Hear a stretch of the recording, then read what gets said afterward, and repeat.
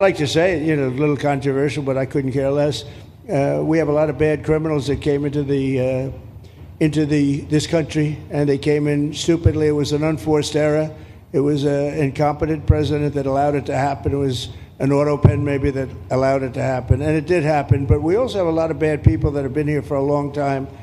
People that whack people over the head with a baseball bat from behind when they're not looking and kill them. People that knife you when you're walking down the street. They're not new to our country. They're old to our country. Many of them were born in our country. I think we ought to get them the hell out of here, too. You want to know the truth. So maybe that'll be the next job that we'll work on together. But I think getting them out, we forget about them. We had some bad accidents in New York, and they're not accidents. Welcome to Gaslit Nation's bonus show. I am your host, Andrea Chalupa, a journalist and filmmaker, and the writer and producer of the journalistic thriller, Mr. Jones, the film the Kremlin doesn't want you to see, so be sure to watch it. If you've seen Killer Clowns from Outer Space, you'll understand the circus that Congress is right now because Trump's big evil bill is making its way through what can only be described as a Kremlin clown show. There's no sugarcoating it. It's bad, really, really bad. Trump's big evil bill will strip $1 trillion from our healthcare system. At least 17 million people will lose health insurance. Rural hospitals will shut down. Public lands across about a dozen states will be sold off. The bill includes a 10-year moratorium on states regulating AI, effectively opening Pandora's box and leaving the rest of the world to deal with the consequences. This big evil bill is a greedy authoritarian power grab just when you think it can't get any worse.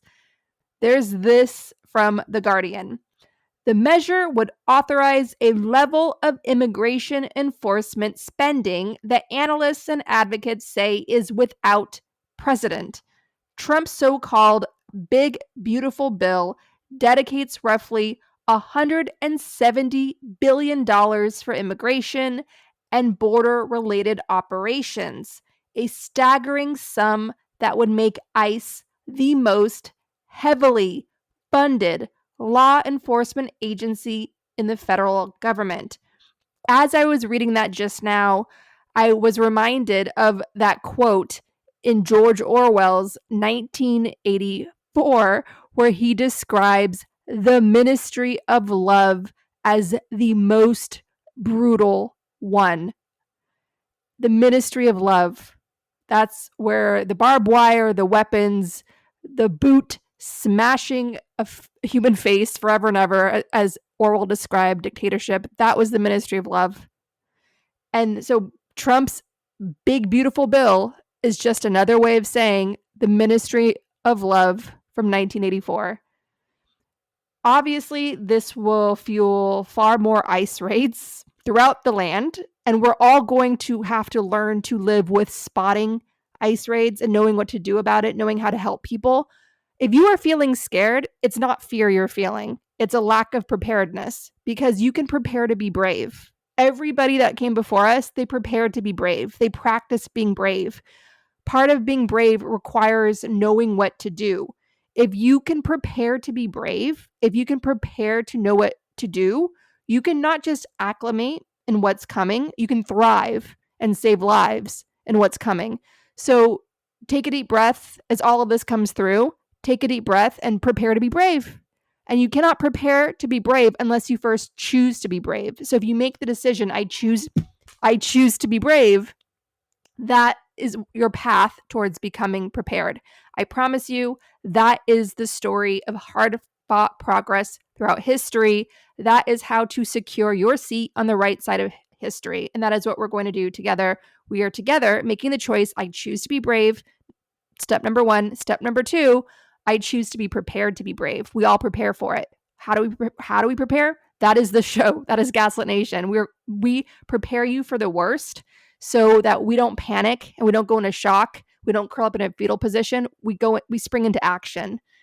And so if ICE is going to be pumped full of steroids now, then we all just need to live our lives to know how to protect people who are being snatched. And we're going to have more conversations around that because it's a much bigger conversation. And I'll link to some guides on that in the show notes. Okay.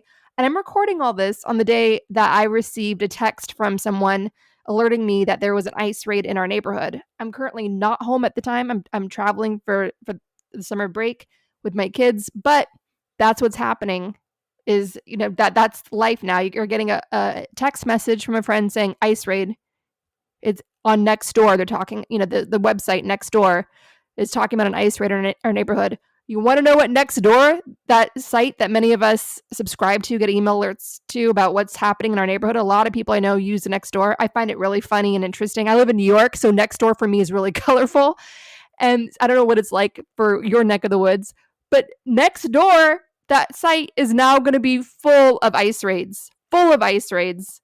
And and there's going to be so many other tools sprouting up for our neighbors to help each other through this time. Things are going to shift in a very radical way because they're going to be forced to.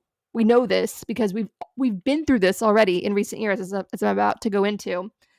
Now, obviously, there's going to be more ICE raids, and with those raids come even more economic disruption because these businesses, especially small businesses, are getting hit. They're losing their employees and customers, and it's going to severely limit humanitarian protections like asylum and due process. Trump's big evil bill also expands presidential powers and limits some of the authority of lower courts because, of course, it does. If that all sounds familiar, Trump's evil bill is Project 2025. The most powerful person is the one who oversees the money. The architect of Project 2025, the 920-page Christian nationalist blueprint to turn our country into a dictatorship using Trump as their battering ram. The architect of Project 2025, Russell Vought, controls the money. And he made sure to be in Congress to whip up every single vote that they needed because Trump's big evil bill is Project 2025. We're seeing that the military, immigration forces are getting over a combined $300 billion. So Trump's security forces are going to be deeply funded and essentially paid off. One of the largest employers in this federal government. That is how they're going to protect themselves in their moat of deeply funded, paid off security forces. That is how they're going to protect themselves from we the people, just like any other dictatorship. It's that same playbook. All right.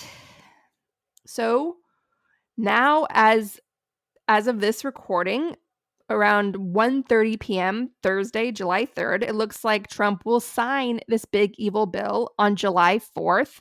A dark irony, undoing the American Revolution by crowning himself Mad King. So what happens next? Look at what happened last time an asteroid this big hit us, the 2020 pandemic.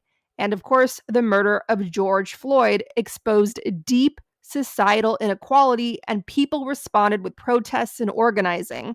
And how did the rich respond? By installing bulletproof windows and building panic rooms. That's according to an architect friend in New York City who witnessed this. His office got a flood of urgent requests to build panic rooms and for bulletproof glass. So when the impact of Trump's bill hits, especially in red Republican hostage states, what do you think will happen? The rich already know. That's why they're preparing. They're building their billionaire bunkers. They know they're sentencing people to death, and they don't care. It is an oligarch feeding frenzy now. Why? Maybe they found a way to steal elections, or maybe they think their heavily funded loyal security forces will protect them from the people they're hurting. Dark times ahead, but there is always light. History shows that during times of deep crisis, people become radicalized. When the system hurts enough people, some wake up, some fight back, some vote differently. That's what's happening now. We are hitting rock bottom again, like we did during Trump's first term and like we did under George W. Bush, which led to the election of the first Black president. But this is the darkness before the dawn. Black voters who've seen this before are the most reliable to vote against Republicans. They didn't fall for Trump's con, but many young white men did, feeling blamed for the sins of their fathers, angry about their own economic struggles. They turned to Trump, hoping he'd smash the institutions that failed them. Instead, they'll learn painfully that they were conned. If this bill passes, many Trump voters will enter the find out stage. And sadly, so will the rest of us. So what do? This week's bonus show shares an excerpt from our Gaslit Nation book club. In June, we read The Gay Revolution by historian Lillian Faderman. It's a blueprint for how we get out of this mess.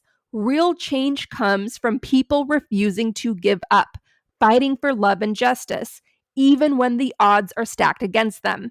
As dark as things feel now, remember, the far right's backlash exists because movements like the LGBTQ rights movement, the women's movement, and the civil rights movement won. We are living through the backlash to those victories. The solution is saddle up and fight back. Your sword and shield are your defiant spirit. Visit our action guide at gaslitnationpod.com to get involved. Live your life, your love, and your defiance out loud. That's how we win.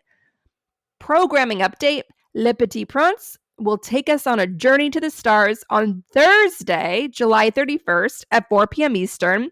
This is the first time our Gaslit Nation Salon will be on a Thursday instead of a Monday. Thank you so much for your patience on that. Why are we reading The Little Prince? Because Antoine de Saint-Exupéry wrote it during the first America First era, and it speaks powerfully to our moment now and how to overcome the fascists we're up against with our all-seeing hearts and minds. Coming soon, our Gaslit Nation summer series, Smash the Patriarchy, Smash the Oligarchy, because they're the same thing. One of our special guests is the fearless Mona El-Tahawy, a queer Arab journalist and author of The 7 Necessary Sins for Women and Girls, and her new book, Bloody Hell, Adventures in Menopause from Around the World. Mona will talk about risk, revolution, and resilience, and she is just one of several extraordinary people we have on the show, advising, sharing their insights on how we smash the patriarchy, smash the oligarchy for our collective liberation and freedom to build a sustainable, livable planet for all. And now, without further ado, here's The Gay Revolution by Lillian Faderman, and to celebrate all the LGBTQ heroes, past and present, here's First They Came for the Queers by Mr. Madam Adam. We're here, we're queer, get used to it. We're here, we're queer, get used to it. We're here, we're queer, get used to it. Give up your hate and fear, because we're here, we're queer, get used to it. First they came for the queers, and we said we're here, we're queer, get used to it. Then they started legislating, saying they want to eradicate us. And we're now interrupting your lunch dates and your debates to say they'll eradicate us. What the fuck are all y'all gonna do? We need you to stand up with us queers. Stand against the hate and fear and shout it out from the rooftops. We're here, we're queer, get used to it. We're here, we're queer, get used to it. We're here, we're queer, get used to it. Give up your hate and fear, because we're here, we're queer, get used to it. We're 6% of the population. Welcome to the Gaslit Nation Salon for June 30th, 2025, where we are talking about one of the most profound books on human rights and resistance, and that is Lillian Faderman's The Gay Revolution. It is a massive book. I thought I was doing something completely unrealistic by bringing it into the Gaslit Nation book club. I said, who has time for such a doorstopper of a book when we're barely sleeping, given all of the terror we're living under today? No one's going to have time for this book in our busy lives. I devoured Lillian Faderman's The Gay Revolution. She is such an incredibly compelling historian and an author. Like, the way she writes and thinks, she makes you feel like you are there in a time machine living history. Who is she? Well, she is a historian who was at Cal State Fresno. She also had some honorary degree or relationship with, I believe, UCLA. But her background is super interesting. She was raised by her mother and her aunt, who were garment workers, very poor. In fact, that poverty broke Lillian Faderman's mother, because her mother tried to bring over family from Latvia to save them from the rise of Hitler. Their family's Jewish, of course. And because the mother didn't have the resources to save enough people, the family that was killed in the Holocaust haunted the mother to a breaking point where she had a nervous breakdown and depression, and that in turn haunted Lillian Faderman. Lillian Faderman, with her mother's support, would go on to try to become an actress in Hollywood. She went to Hollywood High School, and it was in LA where she started having these experiences of being a young lesbian and experimenting with that. And this was in the 1950s, I believe. And that began her journey. And she did some nude modeling to pay for school. And she did some soft porn to pay for her education. And she wrote a book about it. She wrote several books, many that have won awards and have been critically acclaimed as notable books for the New York Times and the Guardians and others. So she's a heavyweight historian, and the first to really give proper care to the gay revolution. And as we know, as many of us here know, being an activist, you're often dismissed as a fanatic, hysterical, not credible. Lillian Faderman flipped that script, and she said, here are the groups of people, again and again, decade after decade, who refused to accept all the labels being thrust on them, refused to live in the dark. Just story after story. It's just so compelling. Like, I get goosebumps thinking about it. One thing I want to sort of share that I feel like really captures what the gay revolution is about, and a lot of minority struggles can relate to this, certainly. There is a show right now that is extremely popular with kids on the Disney Channel. It is the new High School Musical, which launched the career of Zac Efron. And it's called, like, Zombies. I mean, that's what we call it in my household because my little girls are obsessed with it. And it is about all of the angst and the drama and the heartbreak of being a teenager in high school, as told from a group of friends. Some are zombies, some are werewolves, some are aliens. And then you got the humans mixed in, the good allies, trying to, like, you know, get the bigoted town to accept the monsters. And they're called monsters. And the story is told through our strapping hero, Zed the zombie, who is told over and over again on this series, in series 1, series 2, series 3, over and over again, he's told by the principals, by the other adults around him, that if you just perform, if you're perfect, if you win our school football champions as a football star, then you'll get your rights, your civil rights. And I'm like, this is the gay revolution. It's like, again and again, these men and women had to be perfect. They had to be the model minority just to get a foot in the door. And even then, that wasn't enough. And then the cycle kept continuing throughout the decades, but that was the larger pattern. So you had, for instance, with the military, these men and women that just had it in them. I don't have it in me to serve in the military. Some people are drawn to that. These men and women were drawn to that. And they were the model minority. Sure, maybe some people around them knew they were gay, thought it might be weird they didn't bring their spouses to events or whatever, kept to themselves. There might have been, you know, sort of suspicion over cocktails. But they were stellar in their jobs. They were role models. They were honored American patriots. As soon as they got caught, court-martialed, put on trial, their lives exposed and ruined. And it wasn't any consolation that even the tribunal that was doing this were like, we regret to do this because we know how outstanding you are, but the law is the law, you can't serve. And their lives would be destroyed. So it doesn't matter how good you are. The law is still a cruel law. And again, we see that.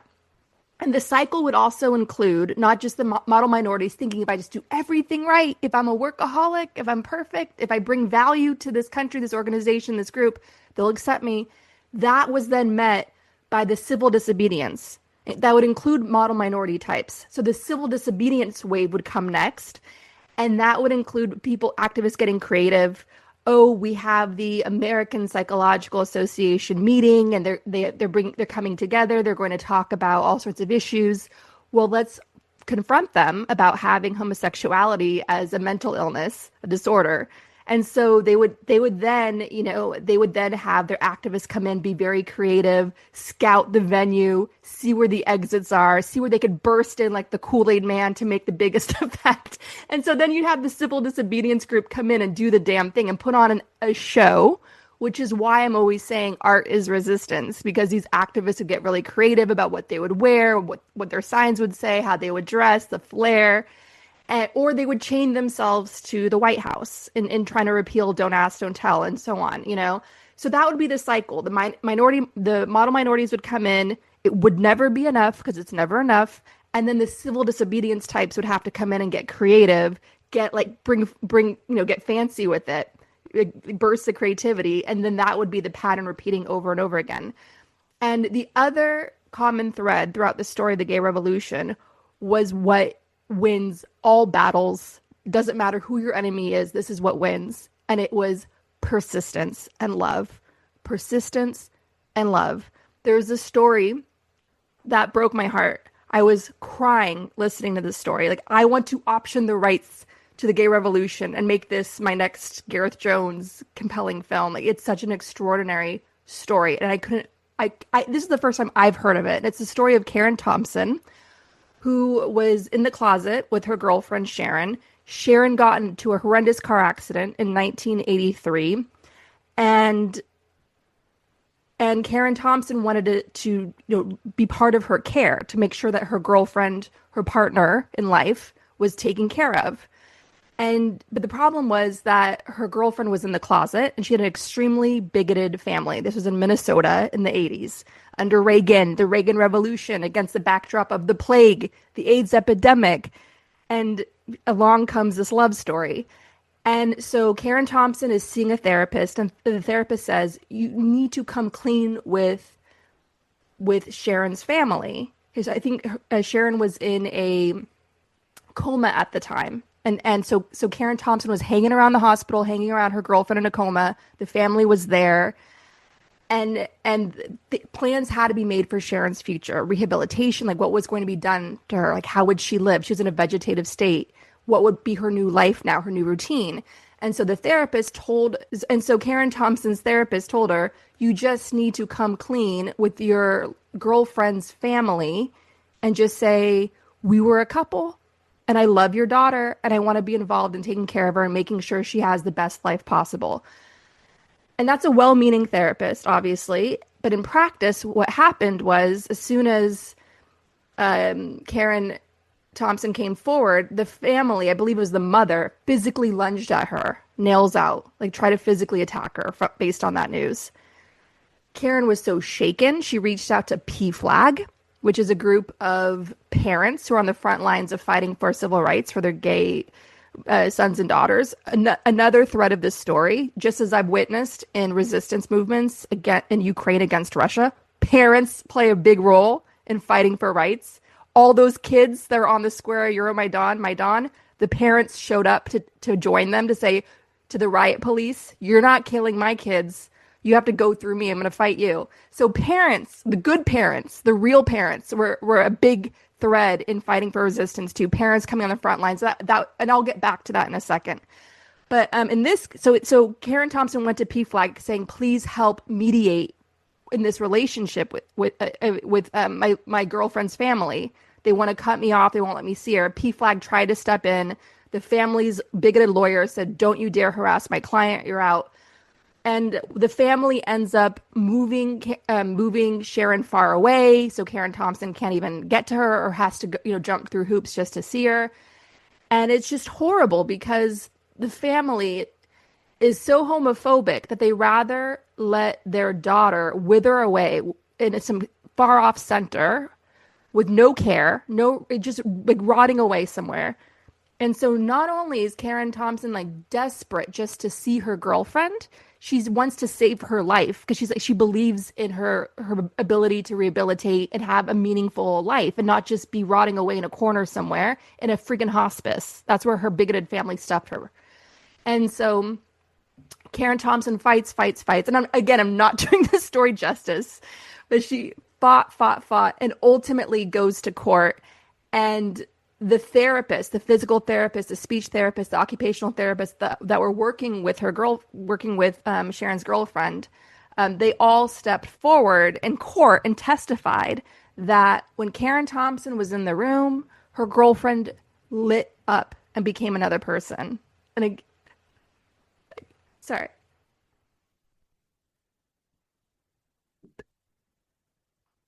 And this went on for like a decade. A decade she had to fight. A fucking decade.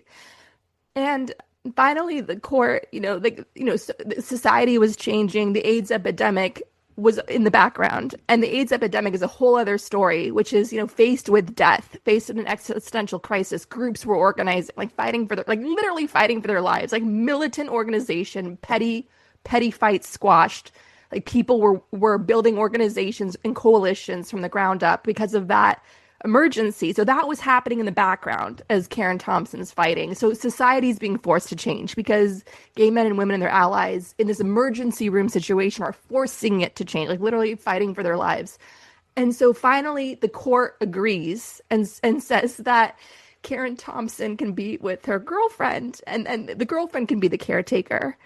And that was the first ever legal acknowledgement of same-sex families, same-sex unions, a right that is now currently under threat by this Supreme Court. I don't know if you've read the reporting, but off of the success of taking away abortion health care, the Christian nationalists that packed the Supreme Court under Trump are now eyeing gay marriage, which breaks my heart. We can't let that happen. We absolutely cannot let that happen. But so that story was one that really, obviously, as you can tell, stuck with me. Another that was very eye-opening was Dr. Fauci.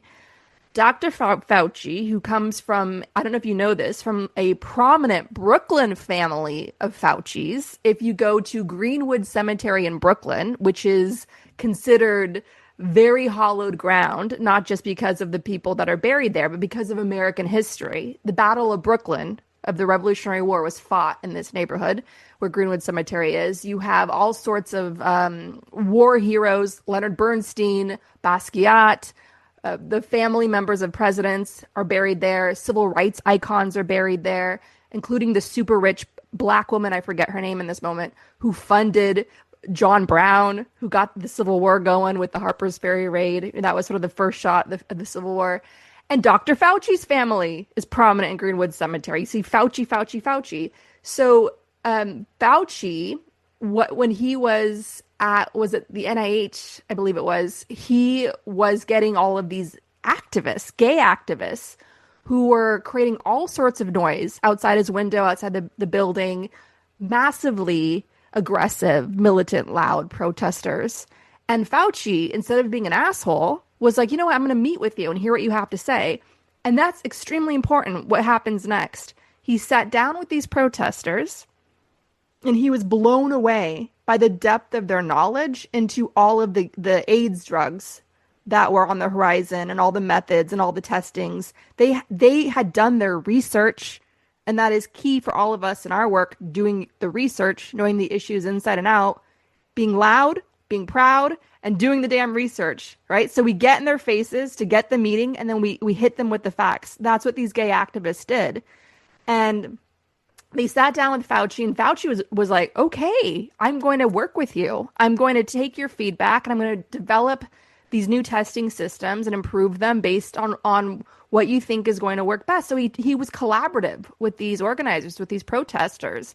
And I know Fauci gets a bad rap because he was seen as not moving fast enough because he was part of the establishment at the time, and the entire gay rights coalition, the Fighting the Plague coalition was putting the fire under the entire establishment, as they had to, because they were literally in the fight for their lives. So Fauci gets swept up as with a lot of criticism. I know Larry Kramer was hard on him, as he was hard on so many people. But the reality is that Fauci did step up. Lillian Faderman would not have given him the credit that she so clearly did in this book.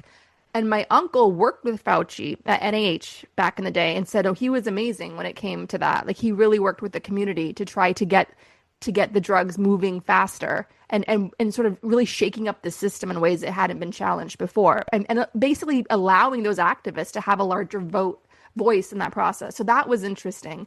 The other thing from this book that I did not really know, maybe this was common knowledge and I just missed this, Betty Friedan, the founder of NOW, one of the top women's organizations, homophobe.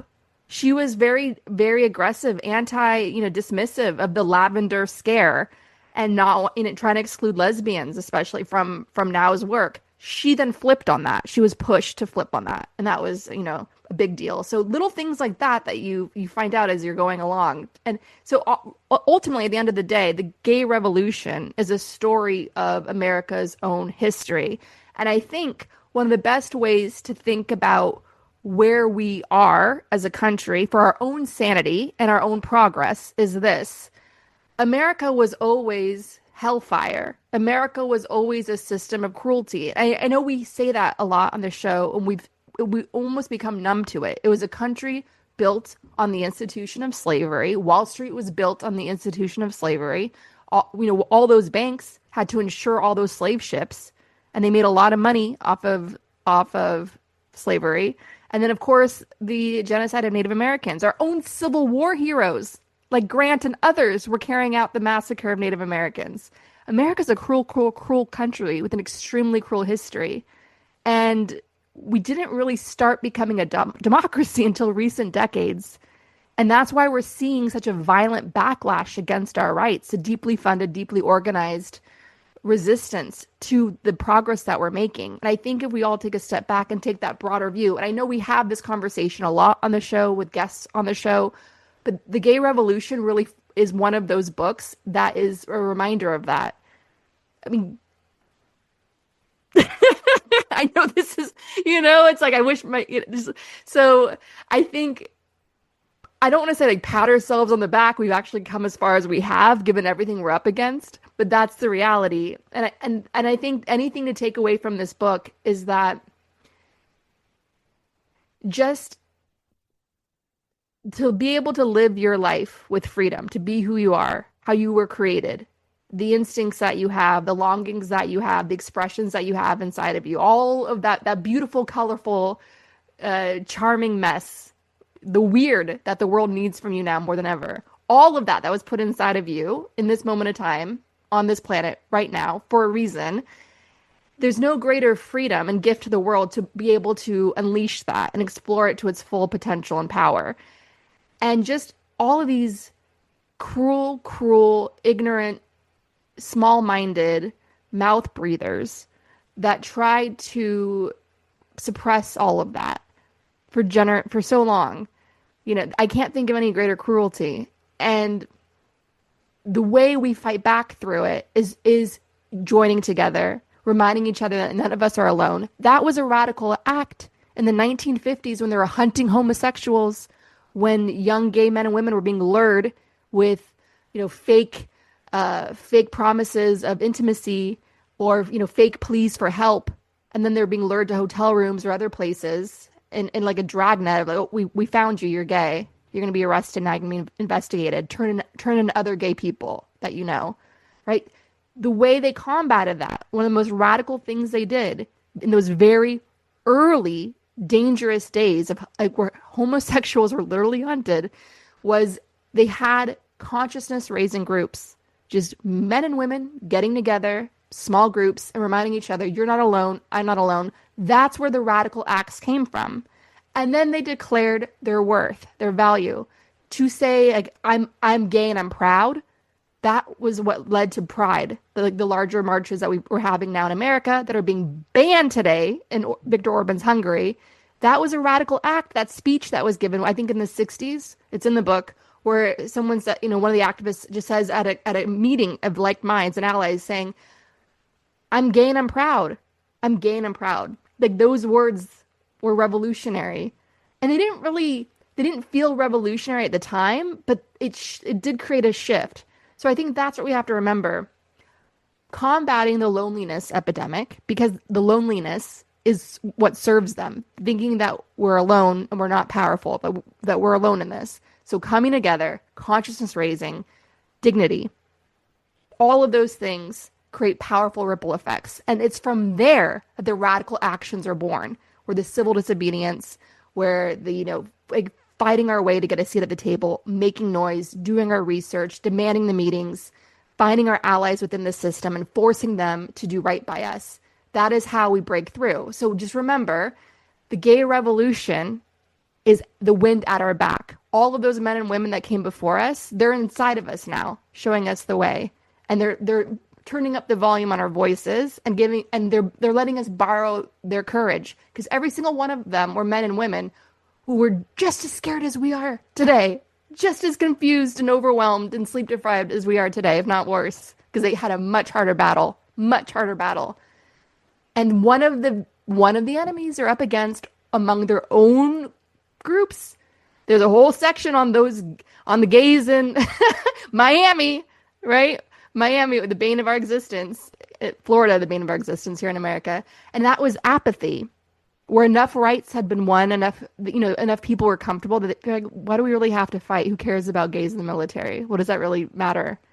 They want to go serve the system. That's not my battle. So there's all sorts of tension and apathy and divisiveness and tactics. She describes beautifully how the street fighters in the movement, the ones that were hyper radical, tended to come from privileged backgrounds, meaning they had a safety net. They could afford to speak out and do crazy things and force for more aggressive tactics because they had the financial backing to support them. Whereas the ones who were more mainstream and the suits were trying to become accepted by mainstream society because they didn't really have much to stand on. So she talked about the class tensions within the movement too, which we're still experiencing today, right? So that's something to keep in mind. So I think on closing, on my therapeutic rant on this masterful book this is a book on strategies. It's a book on history, and we can deploy these strategies today. And we're up against the same demons today. But what the gay revolution shows us is that we're demon slayers. And we've got so many amazing people inside of us to win this chapter. Get used to it. We're here, we're queer, get used to it.